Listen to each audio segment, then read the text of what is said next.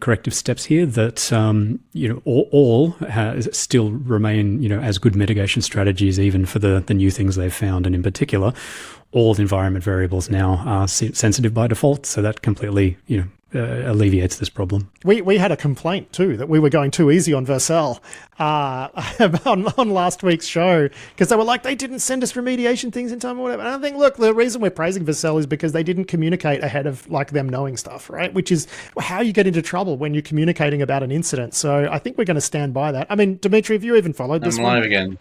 Not too closely, but yeah, I mean, look, major hosting provider, right? Only on YouTube. Of course, they're going to get popped by a variety of different actors. Of course, people want to get access to their information, so not at all surprising.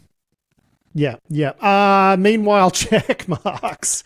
We spoke like a couple of weeks ago about a very limited intrusion that, into like a check marks open source thing that not many people use. No big deal. There was sort of a supply chain thing.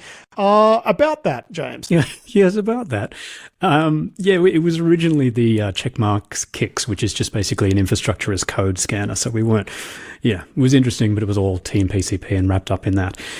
Then along comes April 22. There's a new set of compromised packages that are released, and this went beyond kicks. This was some of the AST GitHub Actions, their VS Code extension, their Developer Assist extension.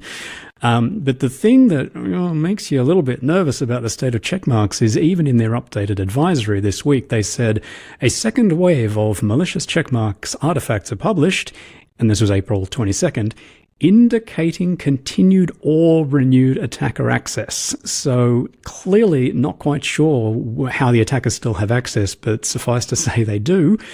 And that resulted then in a whole bunch of data getting exfiltrated out of their GitHub repos, and Lapsus claimed credit for that. So